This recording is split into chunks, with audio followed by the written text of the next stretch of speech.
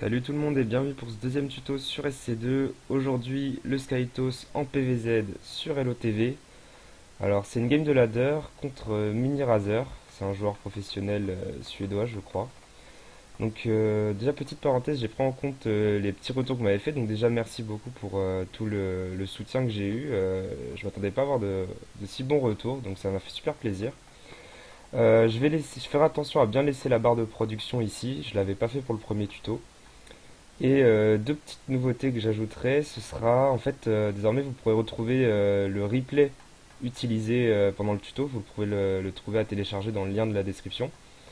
Et aussi le build order tout simplement, le build order au début de la partie, je le mettrai aussi dans la description. Et pourquoi pas, peut-être que je rajouterai quelques replays du style de jeu que vous pourrez télécharger si vous voulez un peu approfondir, histoire de pas vous baser uniquement sur un seul replay, ce serait un peu bête, donc je vous en rajouterai quelques-uns sûrement. Donc tout ça ce sera dans la description, donc je vous invite à aller voir. Alors on est parti, donc game de ladder, Imhotep contre Mini Razer, le Skytos.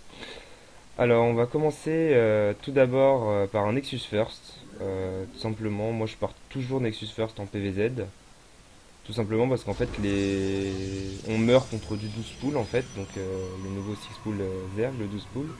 Mais moi, en fait, tout simplement, j'arrive pas à le contrer. C'est-à-dire que même si je pars gate first, que je scoute ce que le mec fait, bah, en fait, il va me contain sur une seule base. Pendant ce temps, il va prendre des bases. J'ai pas trouvé de contre, en fait, pour l'instant. Donc, moi, je me fais pas chier. Je pars Nexus first. S'il me cheese, bah, tant pis, hein, la game, elle sert à rien.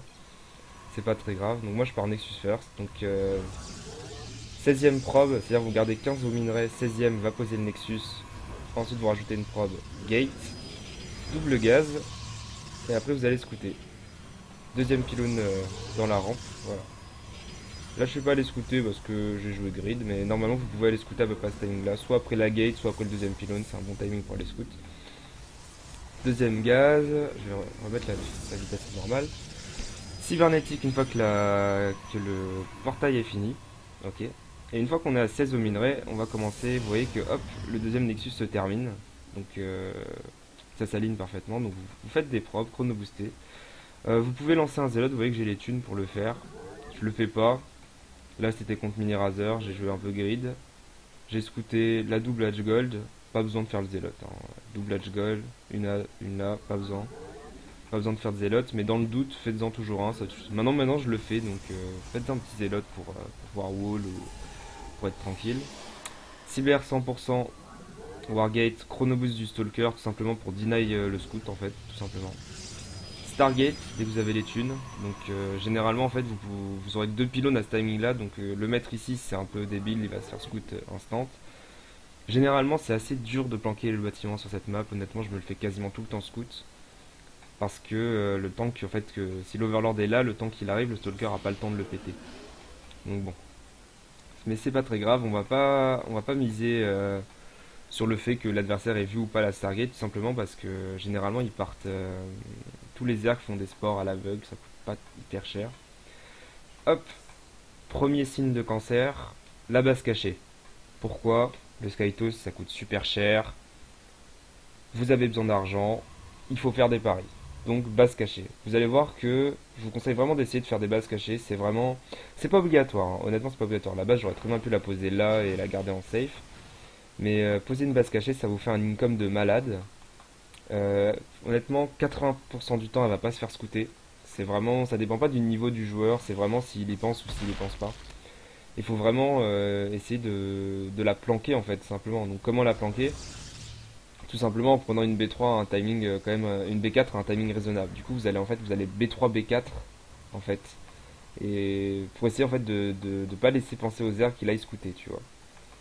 Donc le Nexus ici, pourquoi ici et pas ici? Tout simplement parce qu'en généralement, si la game dure, je vais poser une base là, ici, ici, et ensuite moi je partirai vers le haut.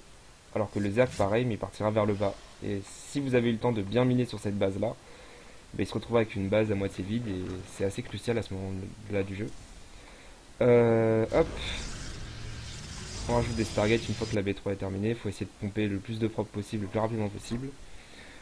L'oracle, bon, deux oracles, là j'ai pas fait de kill. Vous pouvez essayer d'en faire, mais voilà, il avait scouté, il avait mis des sports à l'aveugle, donc ça sert pas à grand chose. Je préfère autant les utiliser de manière défensive, voilà. Lui il pense que c'est la B3 alors qu'en fait c'est la B4. C'est utile pour péter les Zerlings. Là on les utilise en défensif. C'est très important de ne pas perdre les oracles.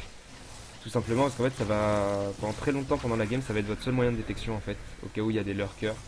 Ça va vraiment être votre seul moyen de détection. Et aussi pour poser les mines de Stas qui sont une des nouveautés sur lesquelles on va se baser le style de jeu camping en fait. Ça permet vraiment de faire des défenses qui ça coûte rien, c'est gratuit. Et c'est vraiment assez fort, vous allez voir à la première fight, il va se prendre toutes les mines, vous allez voir c'est super balèze. On commence par du Void Ray. Alors les Void Ray, bon, unité de base aérienne, bon ça permet de péter les quelques overlords, faut essayer de nettoyer la base autour comme ça. Vous voyez que là je l'ai direct rally point ici au cas où l'overlord, non je devrais l'envoyer ici pour le choper. Il y a minimum 2 overlords, 3 max. Minimum 2 overlords à choper autour de votre base. Donc le premier je l'ai tué avec le stalker, le deuxième il est là. Donc faut essayer de le tuer. Vous voyez, je fais le hop, petit shift tout autour de la base. Vous voyez que là pour l'instant, vous voyez la base elle commence vraiment à être rentable, c'est vraiment rentable. Donc le joueur il se dit, le Zerg il se dit là, il vient juste de la poser, il n'a pas encore rentabilisé, je suis bien. Alors qu'en fait je suis largement devant au niveau économique en fait. Excepté le fait que sa gold elle mine plus que la mienne. Mais techniquement je suis devant. En termes de théorie, si le Protoss mine autant qu'un Zerg, il est devant. J'ai même plus de récolteurs. Voilà, hop, le vigilant qui crève. Et là, vous allez rajouter en fait la balise de la flotte. Alors, pourquoi je fais pas plus de Void Ray? Tout simplement en fait à cause du sort du Viper. Le nouveau sort du Viper, ça fait des dégâts de zone aérien. Ça fait du 90 de dommages en 7 secondes. En gros, 3 bombes parasitaires. Ça peut être comme ça, bombe parasitaire ou bombe parasitaire, je sais plus. 3 bombes sur un pack de Void Ray et tous les Void Ray ils meurent. C'est simple. Donc, ça fait que vraiment les Void Ray ils sont là juste vraiment pour défendre. Soit des espèces d'all-in à base de roach pour péter les quelques overlords au début et pour défendre les all-in aussi à base de comment ça s'appelle, des saccageurs là, les nouvelles unités, l'évolution du roach. Ensuite voilà, là le problème c'est ce timing là. C'est le timing où une fois que la base de la flotte est posée, vous voyez vous faites 5-6 Void Ray max. Là j'en ai fait 4 c'est tout, on n'avait pas fait de 5ème. 4, ok. On peut en faire un peu plus. Honnêtement, vous pouvez monter jusqu'à 6-7. Après, c'est trop parce que une fois que les Vipers sont là, ils vont se faire déchiqueter. Et même, ça deal pas hyper bien contre les Hydralisques. Donc, bon, moi, c'est mieux de partir Tempest rapidement. Pourquoi? Parce qu'en fait, les Tempest vont rester derrière vos défenses. Faut pas hésiter à, quand vous avez trop de thunes, vous rajoutez des photons et des pylônes. Et en fait, ça va tanker, en fait, ça va tanker. Et pendant ce temps, les Tempest vont DPS super bien. C'est un super DPS sur les hydralisques notamment, parce qu'en fait les hydralisques ça a vraiment pas beaucoup de TV en fait. On a 80, ça doit se faire genre trichot par un tempest, donc c'est vraiment bénéfique. Donc pas hésiter à rajouter des photons. Et en fait derrière vous allez, la deuxième type d'unité que vous allez rajouter c'est les adeptes. Donc vous allez faire une forge et un conseil. Le conseil pour faire l'upgrade et la forge pour bourriner sur le plus 1 d'attaque. Sur les plus 1 d'attaque, oui. Vous rajoutez des gates quand vous avez trop de thunes. Et quand encore vous avez encore trop de thunes, parce que là, faut bien se rendre compte que je suis sur 4 bases qui tournent avec 76 probes, des photons, des pylônes, et après éventuellement une transition B4. Bon, enfin, B5. Là, le Zerg il va faire le push. Alors, qu'est-ce qui est très important? Activer les overcharges, warper des adeptes évidemment, bien garder ces unités aériennes derrière, c'est-à-dire vraiment les garder en retrait, car c'est des unités qui bénéficient du fait que ce soit des unités aériennes, du coup elles peuvent se déplacer librement. Alors que les hydralisques, eux, vont vraiment galérer à venir les chercher, donc faut pas hésiter à utiliser les photons, les pylônes et les adeptes pour tanker en fait, ils sont là juste pour tanker. Faut savoir qu'à ce push là vous allez le subir très souvent, c'est le premier push du Zerg, alors il est très varié, il peut être là comme là un espèce de combo hydralisque queen, ça peut être un combo roach saccageur queen, ça peut être avec quelques lurkers, donc c'est pour ça que là c'est important que les oracles soient encore en vie pour détecter les éventuels lurkers. Donc là on va voir un peu comment on prend la fight. Alors vous voyez que là les bombes, vous voyez, en fait ça, pour ceux qui connaissent pas en gros l'unité qui rentre dedans, ça fait une espèce de champ. La mine fait une espèce de champ et les unités qui sont dans le champ se retrouvent comme ça, ils sont incapables de bouger ou de subir des dégâts pendant 20 secondes. Un peu à la manière d'un vortex sur une Leader. Donc là vous voyez, hop, on recule les Void Ray, les adeptes, on laisse les adeptes tanker. Il faut vraiment reculer les Voidrey. Là, vous voyez, je suis un petit peu, un poil trop devant. Mais c'est-à-dire que les photons là, ils tapent pas, ils tankent pas exceptionnellement, pardon. Donc là, voilà, vous voyez, hop, on reste bien derrière, on recule, on recule, on recule. Et vous voyez que les mines, elles servent vraiment à quelque chose. Ça lui divise son armée par deux quasiment. Ça fait que la moitié de son armée ne DPS pas. En fait, je vais tuer son armée une par une. Donc, si vous êtes en galère, vous pouvez utiliser les oracles. Là, j'avais un peu peur. Donc voilà, hop, vous voyez que ça se passe super bien. Et là, honnêtement, à partir de ce moment-là, si le Zerg vous a pas tué, vous avez fait 60% du taf. Honnêtement, ce push là, c'est un des pushs les plus durs à avoir. Vous avez fait presque 60% du taf pour gagner la partie. Pourquoi? Parce qu'en fait, là, ce qui compte, c'est les tempêtes. Les Voidrey, on s'en fout, ça sert plus à rien. Il va bientôt avoir des Vipers, ça sert vraiment plus à rien, les tempêtes. Et donc là, une fois que vous avez vous avez fait. Généralement, c'est. Je conseille 2 vagues de tempête. Vous les faites 3 par 3. Une fois que vous en avez 6, ouais, hop, les deux autres ils sont là. Vous partez sur du carrière. J'ai pas précisé évidemment bien bourriner sur le grade d'attaque. En fait, vous allez avoir 4 bases, donc c'est simple.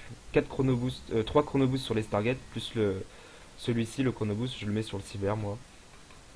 Voilà, donc les gates, hop, on commence à transitionner. Une fois que ce patch est passé, vous pouvez transitionner carrière, parce que pendant ce temps, le Zerg il est en train de se refaire. D'ailleurs, c'est pour ça qu'il faut faire attention, parce que c'est dangereux, le switch carrière, ça met vraiment beaucoup de temps.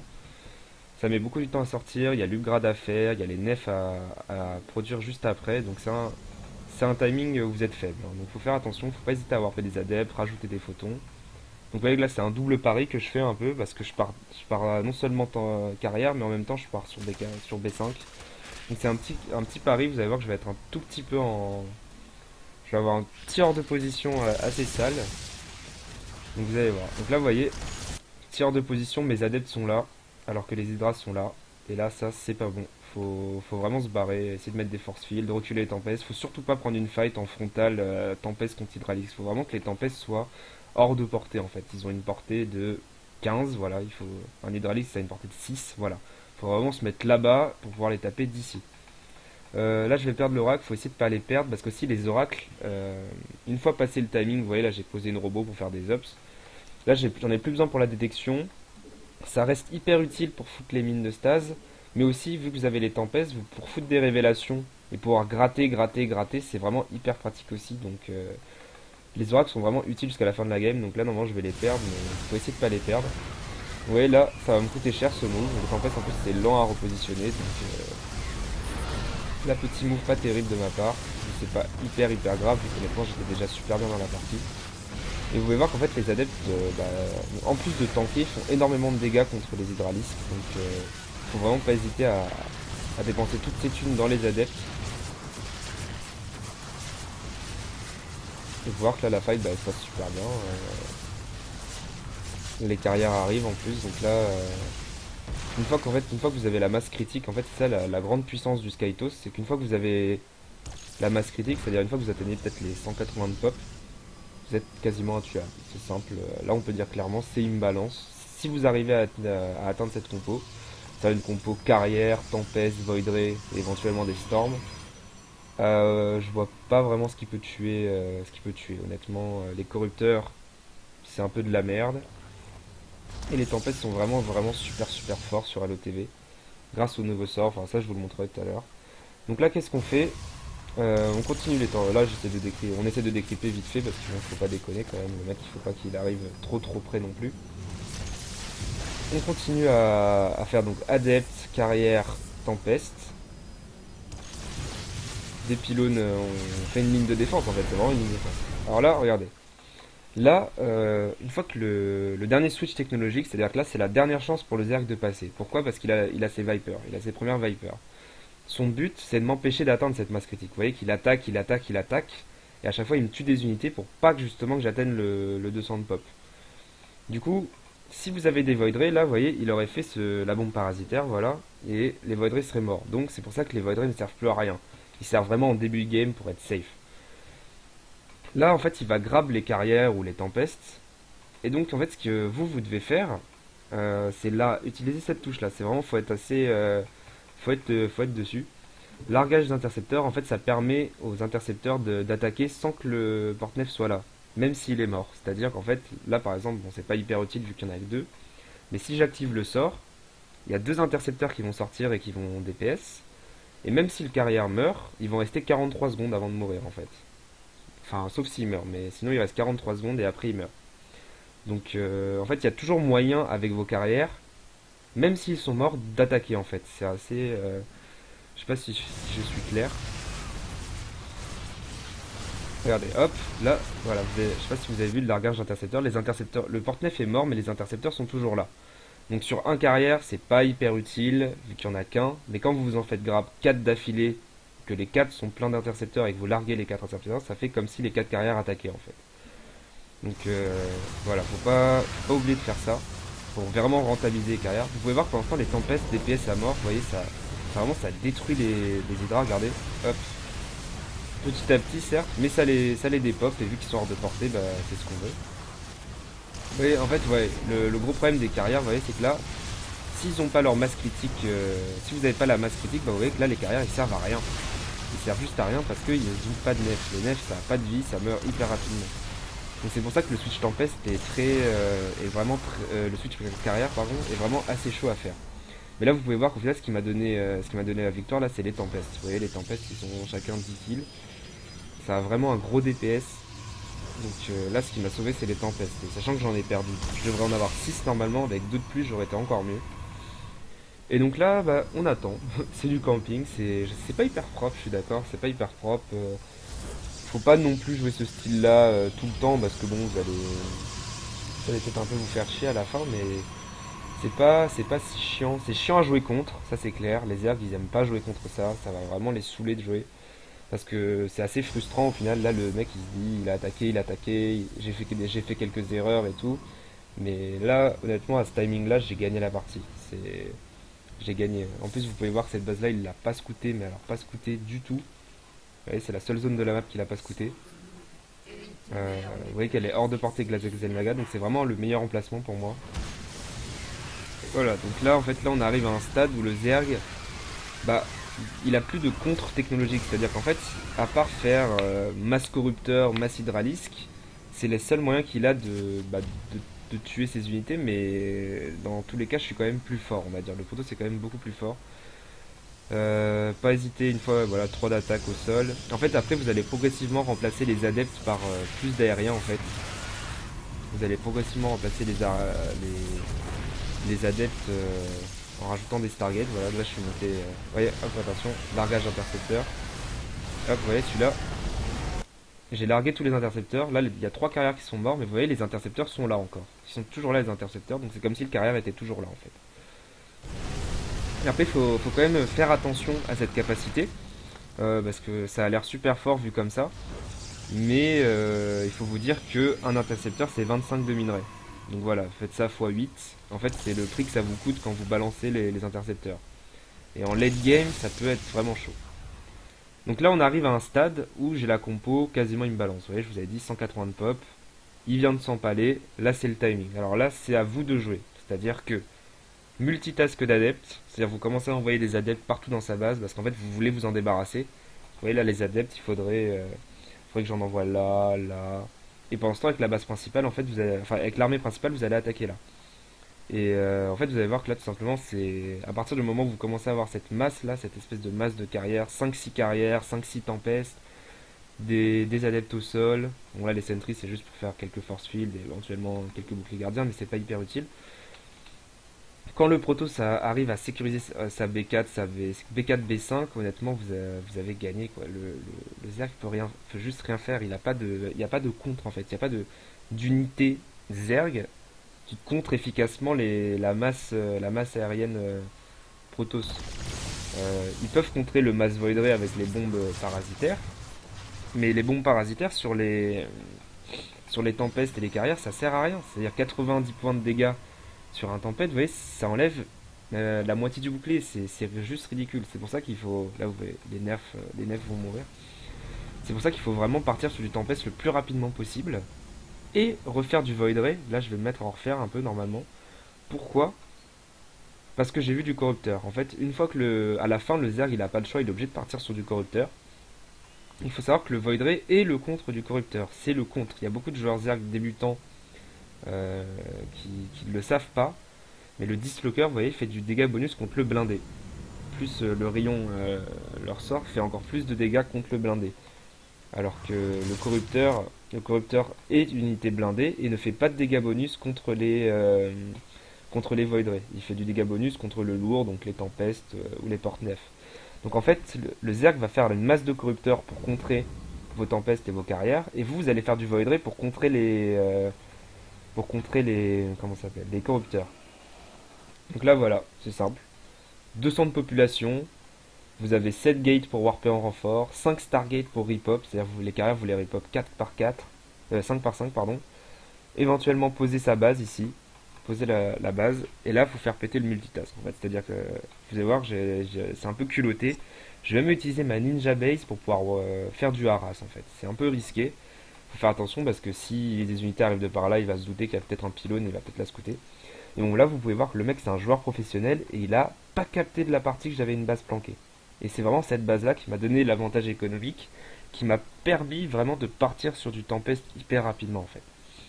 Et donc là bah, c'est simple, hein, c'est le hack-click, vous voyez la masse en valeur d'armée, voilà. Regardez la valeur d'armée, bon et évidemment ça marche pas parce qu'il a pas de pop, mais un 200 de pop composé uniquement de carrière, de tempeste et de void ray, un 200 de pop comme ça, le Zerg ne pourra jamais rivaliser. C'est-à-dire que sa valeur d'armée sera toujours plus faible. Et donc là, bon, là de toute façon, c'est pas un hyper bon exemple vu que là il a pas 200 de pop. Mais voilà, vous pouvez voir qu'en fait toute la partie va se résumer à défendre, défendre, défendre. Donc c'est vrai que c'est un peu camping, c'est un peu passif. Il y en a qui vont peut-être pas aimer. Honnêtement, quand on le joue, c'est pas hyper dérangeant vu il faut vraiment s'adapter en fonction de ce que le Zerg va faire, s'il va faire des lurkers, les saccageurs, de l'hydralisque. Il faut vraiment essayer de s'adapter. Et en même temps, savoir vraiment penser à prendre des bases au bon moment, entamer les switches technologiques au bon moment, pas foirer ses upgrades. Et c'est tous ces petits détails qui vont vous faire gagner en fait, qui vont vous permettre d'atteindre cette population complètement imbalance. Et donc, vous voyez là, carrière 3 d'attaque, ça tape du 8 x 2, donc chaque intercepteur tape du 16, il y en a 8 par carrière. Je vous laisse regarder le massacre. Les Void Ray sur les corrupteurs, ça les massacre vraiment. Voilà. Là honnêtement, vous voyez, niveau perte, j'ai genre mais rien perdu à la fin. Genre là, ça a vraiment été du hack-click. Bon après là, bon, là je me fais plaisir, il a quitté, mais je me fais plaisir, j'aime bien. Enfin, c'est pas important. Enfin voilà. Donc vous avez vu le Skytos sur LOTV. Il faut savoir que ça peut être vraiment super fort. Honnêtement, je pense que vous pouvez vraiment passer en League Master, en PV, juste en PV, en faisant du PVZ comme ça, que du Skytos camping, c'est vraiment hyper balèze, hyper fort. Faut juste pas oublier les petits points importants que je vous ai dit. Posez une robot aussi quand vous arrivez sur la B4, car il y a vraiment, il y a des styles de jeu. Et j'ai vu beaucoup de joueurs me contrer quand vous commencez à faire des tempestes et que vous avez beaucoup d'adeptes. En fait, eux, ils vont faire des lurkers.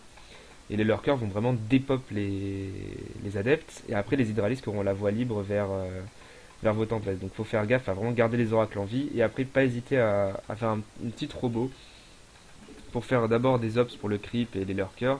Éventuellement après vous pouvez vous faire plaisir, rajouter un petit prise pour mettre la pression, mais honnêtement c'est pas ce qu'il y a de plus important. Faut vraiment défendre, défendre, pas hésiter à bourriner sur les photons et les pylônes, rajouter une gate au milieu pour pouvoir alimenter les pylônes pour pouvoir bien warp. Vous voyez qu'au final regardez la base elle a été genre juste hyper rentable.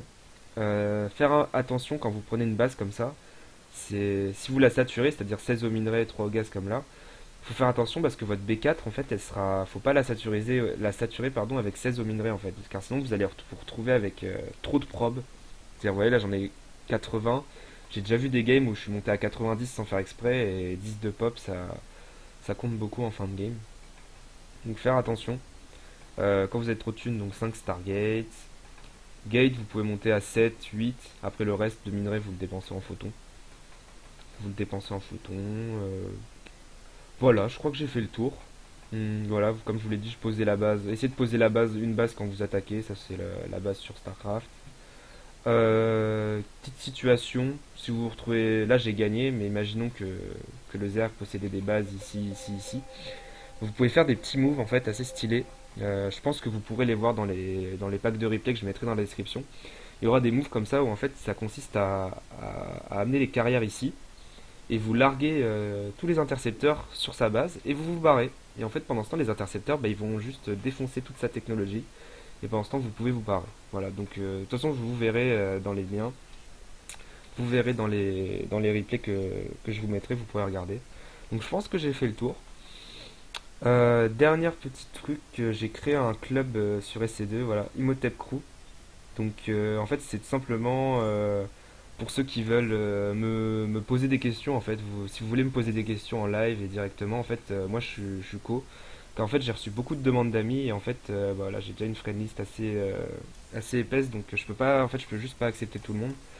Donc, n'hésitez pas à venir sur Imhotep Crew. Je suis sur Echo, vous pourrez me MP, je réponds à, si vous voulez, un peu de tout, hein, des suggestions pour les prochains tutos, des questions sur les tutos, éventuellement des remerciements, j'en ai eu pas mal. Donc voilà, n'hésitez pas à venir sur le groupe. Et voilà, donc si ça vous a plu, pouce vert, abonnement à la chaîne pour pas rater les prochains tutos et les prochaines vidéos. Je voulais savoir si éventuellement d'autres formats de vidéos vous intéresseraient, genre peut-être des tutos à la première personne que je filmerai en live en fait, plutôt que de reprendre un replay. Pour des styles comme ça, dites-moi, j'ai pas encore trop d'idées là-dessus, mais peut-être ça peut vous intéresser. N'hésitez pas à rejoindre le groupe. Pour ceux qui veulent pas manquer les séances de streaming, c'est-à-dire que là, en fait, en Ligue Grand Maître, on a 180 points bonus et on se fait down. Donc pour éviter de les dépenser, ça veut dire que je joue minimum une fois par semaine. Et généralement, je vais le streamer mon ladder Grand Maître. Donc n'hésitez pas à vous abonner sur Twitter et Facebook en fait. Dès que je lance le stream, je mets une news. Donc si vous voulez pas les manquer, n'hésitez pas à vous abonner.